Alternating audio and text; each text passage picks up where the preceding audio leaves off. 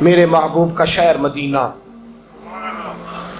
ایک آدمی، ایک صحابی جہاد کو نکلے، اپنی بیوی سے کہنے لگے میں جا رہا ہوں، میری اجازت کے بغیر گھر سے نہ نکلنا.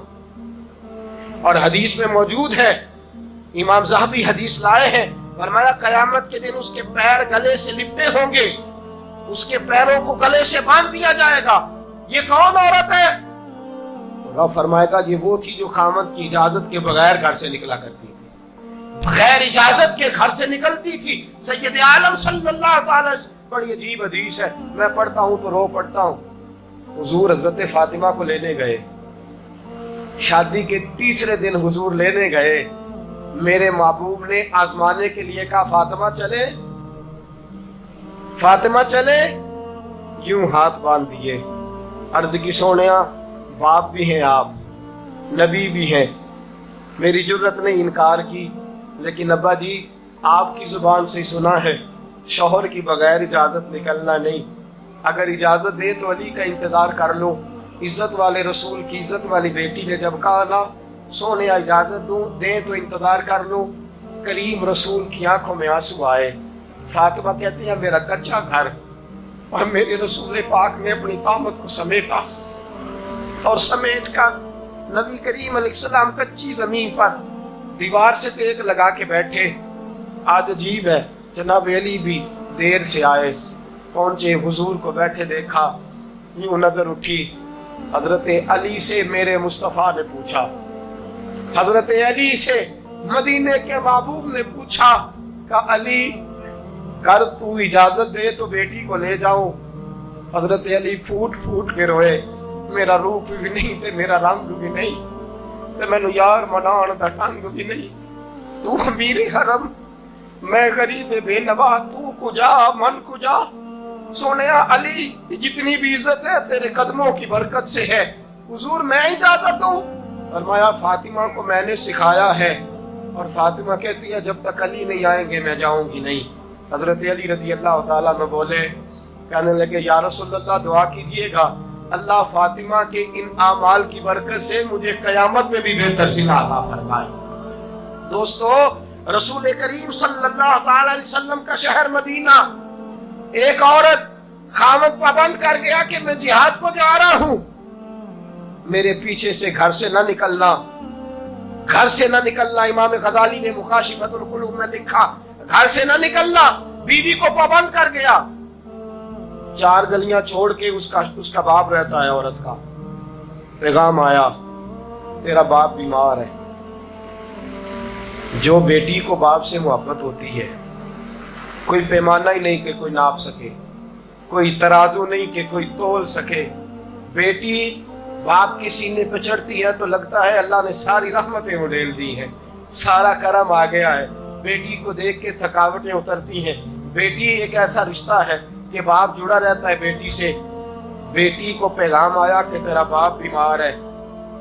بیٹی کہنے لگی میں نہیں جاؤں گی، میرا خامد پابند کر گیا ہے.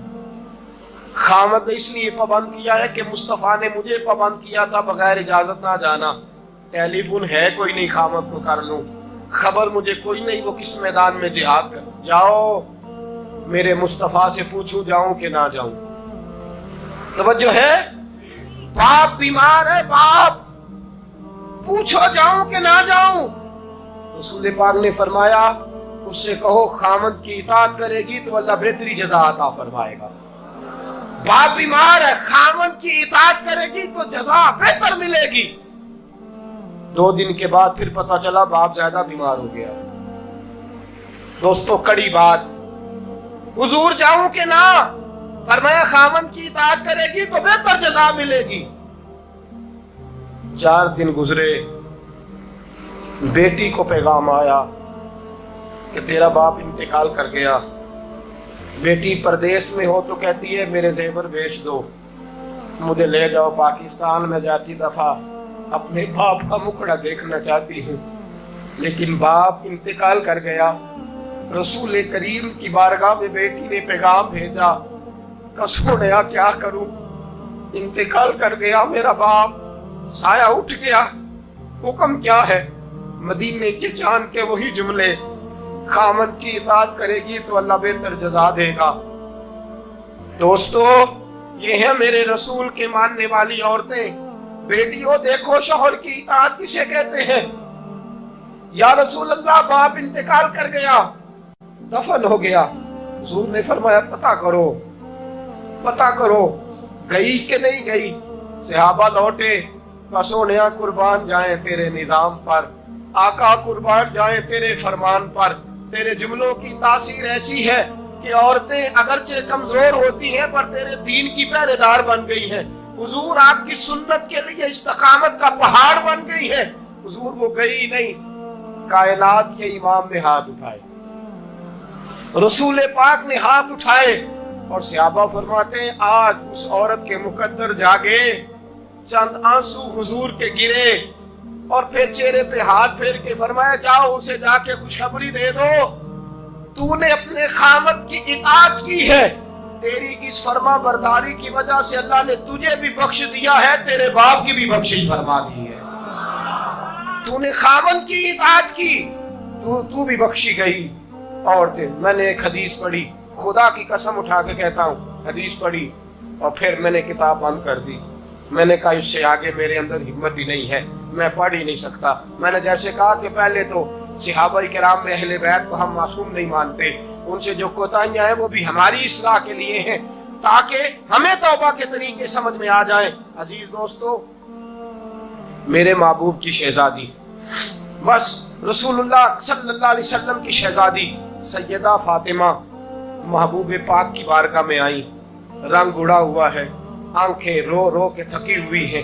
محبوب کی شہزادی در رسول پہ آئی، آ کے حضور کے سامنے کھڑی ہوئی، کہا یا رسول اللہ صلی اللہ علیہ وسلم، حضور آج میں بڑی الجھن میں پھنس گئی تھی، آقا آج میں بڑی پریشان ہو گئی تھی۔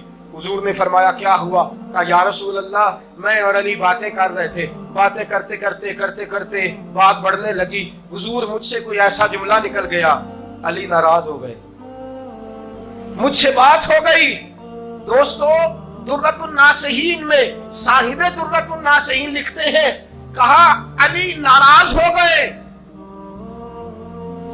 سیدہ فاطمہ فرماتی ہیں میں نے 70 چکر لگائے علی کے کمرے کے۔ کتنے؟ بیٹیوں، خامند کی اطاعت میں تمہاری جنت ہے، اور ماں باپ بھی ذرا خیال کریں، مائیں بھی ذرا خیال کریں۔ میرے رسول پاک نے فرمایا جو کسی عورت کو اس کے خامند کے خلاف بھڑکاتا ہے، جو کسی عورت کو اس کے خامند کے خلاف بھڑکاتا ہے، اللہ اسے جنت کی خوشبو بھی عطا نہیں کرے گا۔ چاہے اماں ہی مشورے دے رہی ہو، چاہے کوئی مشورہ دے رہا ہو، خامند کے خلاف جو بھڑکاتا ہے۔ سید عالم صلی اللہ علیہ وسلم کی صاحبزادی کہتی ہے میں نے 70 چکر لگائے، سونیا میں نے علی کو راضی کیا، حضور علی راضی ہوئے ہیں تو خبر دینے آئی ہوں۔ بس اس سے زیادہ بڑی بات اور نہیں مل سکتی۔ دل کے کان کھولنا، ذرا جاگنا، ذرا اٹھنا، ذرا ٹیک چھوڑنا، ذرا غور کرنا، یہ کیا جملے بول دیے میرے رسول نے۔ حضور نے فرمایا فاطمہ، یہ وہ فاطمہ ہے کہ جو جنتی عورتوں کی سردار ہے، یہ وہ فاطمہ ہے جن کا دوپٹہ اگر کبھی واضح ہو جائے تو سورج منہ چھپا کے نکل جائے، یہ وہ فاطمہ ہے کہ صبح قیامت آواز آئے گی نبیوں ولیوں غوثوں کتبوں ابدالوں گردنیں جھکا لو، نظریں بند کر لو، محمد کی بیٹی فاطمہ کی سواری گزرنے والی ہے۔ الفاطمہ تو بدعت منی، الفاطمہ تو سیدۃ النساء اہل الجنہ۔ حضور نے فرمایا فاطمہ تو نے اچھا کیا، علی کو راضی کر لیا، اگر علی تجھ سے ناراض رہتے اور تیرا انتقال ہو جاتا، حضور فرماتے ہیں فاطمہ میں تیرا جنازہ نہ پڑھتا۔ فرمایا میں اس سے بڑی بات کہاں سے لاؤ گے، اس سے بڑا فکرہ کہاں سے لاؤ گے؟ فرمایا فاطمہ میں تیرا جنازہ نہ پڑھتا اس لیے کہ تو مولا کائنات کی بیوی ہے، اگر تجھ سے علی ناراض رہتے۔ اور پھر میرے حبیب نے فرمایا جس کا خامند اس سے راضی ہوتا ہے اس کا اللہ بھی اس سے راضی ہوتا ہے۔ پھر اپنی بیٹی کو فرمایا بیٹی یاد رکھ، کوئی عورت اتنی نمازیں پڑھے جتنی حضرت عیسیٰ کی والدہ مریم نے پڑھی تھی، اتنا قرآن پڑھے جتنا جناب مریم نے پڑھا تھا، اتنا قرآن پڑھے جتنا حضرت مریم نے پڑھا تھا، لیکن پھر بھی اپنے شوہر کی نافرمانی کرے۔ فرمایا اللہ اس کی عبادتیں قبول نہیں کرے گا، اللہ اس کی ریاضتیں قبول نہیں کرے گا، تلاوتیں قبول نہیں کرے گا۔ قبول تب کرے گا جب شوہر کی فرما برداری کرے گا، قبول تب کرے گا جب شوہر کو راضی